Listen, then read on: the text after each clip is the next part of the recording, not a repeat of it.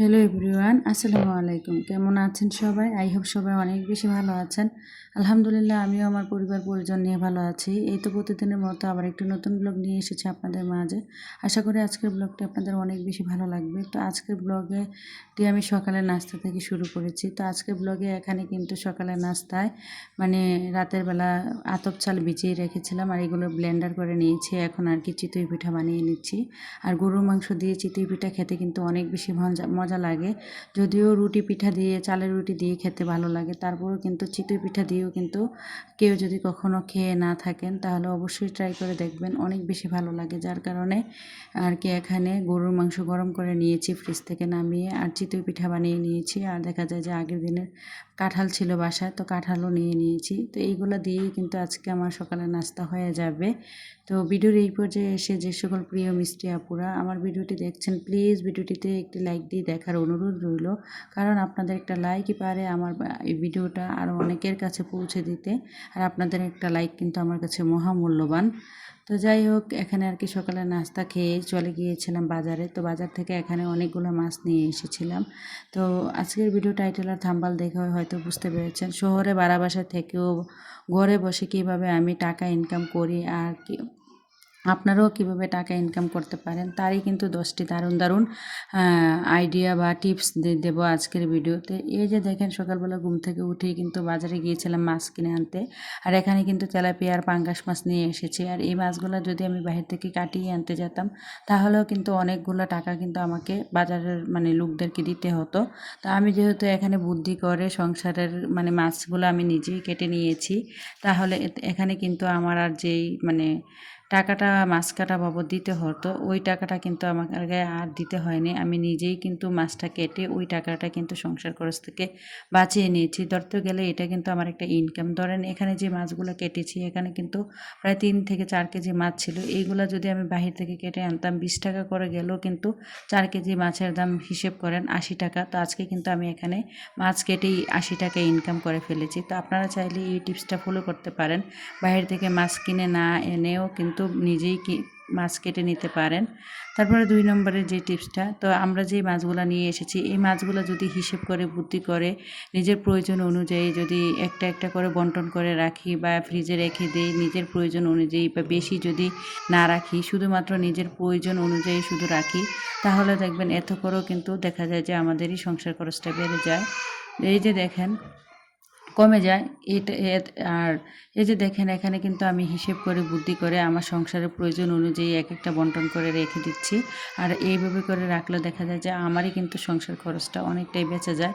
এটা ধরতে গেলে আমাদেরই ইনকাম। কারণ এখানে যদি চাইলে আমি যদি বেশি বেশি করে মাছগুলো ফ্রিজে রাখতাম তাহলে কিন্তু দেখা যায় যে আমার টাকাগুলো কিন্তু চলে যেত। তো আমি যেহেতু আমার প্রয়োজন অনুযায়ী এখানে মাছগুলো হিসেব করে রাখছি, এখান থেকেও কিন্তু আমার সংসার খরচটা অনেকটাই কমে গিয়েছে। এটাও কিন্তু আমার একটা ইনকাম হয়ে গিয়েছে। তারপর তৃতীয় যে টিপসটা দেখেন, এখানে কিন্তু সবাই হয়তো জানেন আমি কিন্তু সেলাই কাজ জানি। তো আমি যেহেতু সেলাই কাজ জানি, এখানে আর কি একটা আমার ডেলিভারি দেওয়ার মতো একটা ড্রেস ছিল, এক আপুর একটা জামা সেলাই করেছি। তো আপুর জামাটা সেলাই করেছি যেহেতু, তো দেখেন আমি প্রতিদিন কিন্তু আমি ভাড়া বাসায় থেকেও কিন্তু বাচ্চা কাচ্চা সংসার সামলানোর পরও কিন্তু প্রতিদিন 200 টাকা করে ইনকাম করি। এই যে দেখেন এক সেট 3 পিস সেলাই করলেও কিন্তু আমার 200 টাকা। এই যে দেখেন আমি কিন্তু আজকে 200 টাকা ইনকাম করে ফেলেছি।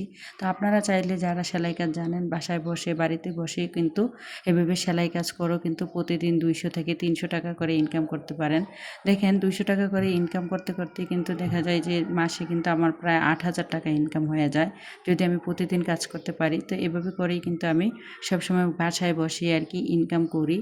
তারপরে 4 নম্বরের যে টিপসটা দেখেন, এখন বর্তমান সময়ে কিন্তু অনলাইন জগৎ, সবাই কিন্তু অনলাইনে কেনাকাটা করতে অনেক বেশি পছন্দ করি। তো অনলাইনে যেহেতু কেনাকাটা করতে পছন্দ করি, আমার অনেক কাপড় আছে অনলাইনে কিন্তু কাপড়ের বিজনেস করে বা বেডশিটের পর্দার বিজনেস করে বা বাসার অনেক রকমের অনেক জিনিস আর কি বিক্রি করে। যে বেডশিট বা বিভিন্ন রকমের থ্রি পিস এগুলো বিক্রি করেও কিন্তু ঘরে বসে কিন্তু আমরা চাইলে গৃহিণীরা ঘরে বসেই কিন্তু টাকা পয়সা ইনকাম করতে পারি। তো আমি একটা সময় কিন্তু যখন দেশের বাড়িতে থাকতাম তখন কিন্তু আমি একবার 5,000 টাকা দিয়ে 5,000 টাকার কাপড় এনেছিলাম। ওই 5,000 টাকার কাপড় বিক্রি করাতে কিন্তু আমার 2,000 টাকা লাভ হয়েছিল। শুধুমাত্র গজ কাপড় এনেছিলাম আর কি। তো আপনারা চাইলে যারা ভাড়া বাসায় থাকেন বাসায় বসেই কিন্তু এভাবে করে অনলাইনে বা বাসার আশেপাশে কিন্তু কাপড় বিক্রি করেও কিন্তু অনেক টাকা ইনকাম করতে পারেন। 5 নম্বরের যে টিপসটা সেটা বলি, দেখেন এখন মানুষ অনেক স্মার্টনেস হয়ে গিয়েছে। আগের দিনের মানুষ কিন্তু যে কোনো জিনিস কেনাকাটা করতে গেলে বাজারে যেত। এখন বর্তমানে মানুষ বাসায় বসে ঘরে বসেই কিন্তু মোবাইলের মাধ্যমে সব কিছু অর্ডার করে ফেলে। তো এখন যেহেতু অনলাইন জগৎ আর মানুষ কিন্তু বেশিরভাগই কিন্তু এখন শৌখিনতা বা বুক বিলাসিতা করতে অনেক বেশি পছন্দ করে। তো এখন যেমন বর্তমানে কিন্তু কেকের চাহিদাটা অনেক বেশি। তো যারা কেক বানাতে পারেন তারা কিন্তু যে কোনো ধরেন এখন বর্তমানে কিন্তু যে কোনো জন্মদিনে বলেন বা যে কোনো পার্টি বা যে কোনো সেলিব্রেশনে যে কোনো মানে দোকানও যদি উদ্বোধন করে তাও কিন্তু কেক কেটে উদ্বোধন করে। তো আমি মনে করি কি যারা কেক বানাতে পারেন কেক নিয়ে বিজনেস করতে পারেন এবং হোমমেড কেকের চাহিদা কিন্তু অনেক বেশি। মানুষ কিন্তু এখন অনেকটাই স্বাস্থ্য সচেতন। বাজারের যে কেমিক্যাল জাতীয় কেকগুলো না খেয়ে কিন্তু বেশিরভাগ হোমমেড কেকগুলোই খায়। তার জন্য যদি আপনার বাসায় বসে যদি কেক তৈরি করে এগুলো বিক্রি করেন বা সেল করেন এভাবে করেও কিন্তু এখান থেকেও কিন্তু টাকা ইনকাম করা যায়। তো আমিও কিন্তু মাশাআল্লাহ দিলে কেক বানাতে পারি। আমার অনেক ভিডিওতেই আমি দেখিয়েছিলাম। তো কেক বিক্রি করে আমি কিন্তু মাঝে মধ্যে সেলও করি। আমার আশেপাশে যে আপুরা আছে বা মানে যারা জানে আমি কেক বানাতে পারি তারা কিন্তু প্রায় সময় আমার কাছ থেকে কেক অর্ডার করে আর কি। তো যাই হোক, তারপরে 6 নম্বরের যে টিপসটা সেটা বলি, যাদের কাছে একটা স্মার্টনেস বা স্মার্ট মোবাইল আছে বা ল্যাপটপ আছে, যারা ল্যাপটপ ব্যবহার করেন আপনারা চাইলে কিন্তু ল্যাপটপে বা মোবাইলের মাধ্যমেও কিন্তু ফ্রিল্যান্সিং শিখে বাসায় বসেই কিন্তু ফ্রিল্যান্সিংয়ের কাজগুলো করতে পারেন। ধরেন এই যে আমরা যে আজকে ইউটিউবে ভিডিও দিচ্ছি এটাও কিন্তু একটা ফ্রিল্যান্সিং, কারণ ভিডিও এডিট করাও কিন্তু ফ্রিল্যান্সিং। ডিজিটাল মার্কেটিং একটা বিষয় আছে ফ্রিল্যান্সিংয়ে। তো অনেক আপুরাই কিন্তু বাসায় বসে ঘরে বসেই কিন্তু ফ্রিল্যান্সিংয়ের কাজটা শিখে দেখা গিয়েছে বাহিরের দেশের বায়ারদের সাথে কথা বলে ওইখান থেকে বিভিন্ন কাজ নেন, প্রজেক্ট নেন, ওইখান থেকে কিন্তু তারা বিভিন্ন টাকা পয়সা ইনকাম করতে পারেন। আসলে চেষ্টা বুদ্ধি আর পরিশ্রম থাকলে কিন্তু ঘরে বসে অনেক টাকা কিন্তু ইনকাম করা যায়। একজন গৃহিণী সংসার ছেলে মেয়ে স্বামী সব কিছু সামলানোর পরও কিন্তু ঘরে বসে কিন্তু মাসে হাজার হাজার টাকা পয়সা কিন্তু ইনকাম করতে পারি।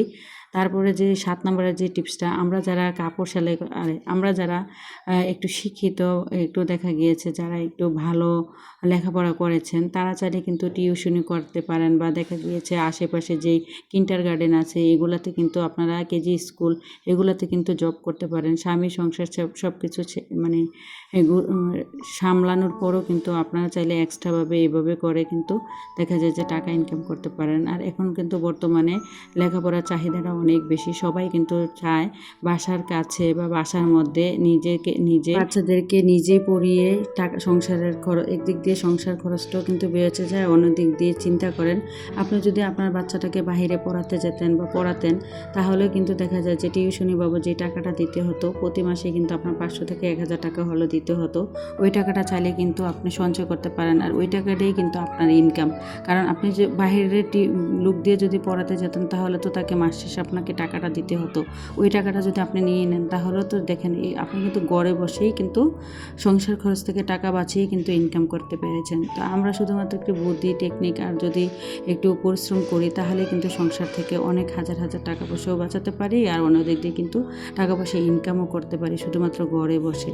8 নাম্বার যে টিপসটা সেটা হচ্ছে আপনারা চাইলে ফ্রোজেন আইটেম নিয়ে কাজ করতে পারেন। বাসায় বসে ধরেন কি পরোটা সেল করা, তারপর পরোটা ফ্রোজেন পরোটার, তারপরে মোমো, তারপর চিকেন নাগেটস, তারপর চিকেন রোল, সমোসা এগুলার কিন্তু বানিয়েও কিন্তু অনেক আপুরা আছে অনেক বেশি পারদর্শী আমি দেখেছি। তো যারা এগুলো অনেক বেশি ভালো বানাতে পারেন তারা চাইলে কিন্তু এগুলো বানিয়ে ফ্রোজেন করে কিন্তু বিভিন্ন জায়গায় অনলাইনের মাধ্যমে সেল করতে পারেন। এভাবে করেও কিন্তু ঘরে বসেই টাকা ইনকাম করতে পারেন। পারেন। তারপর 9 নম্বরের যে টিপসটা, অনেক আপুরা চাইলে কিন্তু ঘর সাজানোর প্রোডাক্ট বা দেখা গিয়েছে যে সিরামিক্সের জিনিস নিয়ে আর কি কাজ করতে পারেন। এতে করেও কিন্তু দেখা যায় যে ঘরে বসে সংসার স্বামী সব কিছু সামলানোর পরও কিন্তু ঘরে বসেই কিন্তু আপনি এইভাবে করে টাকাটা ইনকাম করতে পারেন।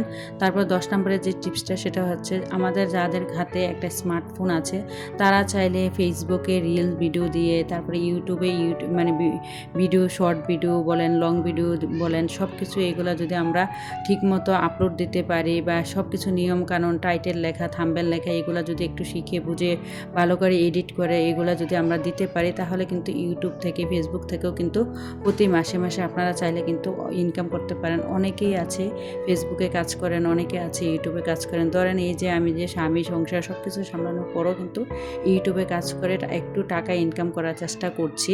তা আপনারা চাইলে এই কাজগুলো করে কিন্তু সংসার খরচ মানে সংসারে থেকেও কিন্তু লক্ষ লক্ষ টাকা পয়সা ইনকাম করতে পারেন। তো যাই হোক, আশা করি আজকের এই 10টি টিপস আপনাদের জীবনে অনেক বেশি উপকারে আসবে। তো যাই হোক, আপনাদের সাথে কথা বলতে বলতে কিন্তু রান্নাবান্না মানে সংসারের সব কাজ গুছিয়ে নিয়েছি, তারপরে কিন্তু রান্না করতে চলে এসেছিলাম।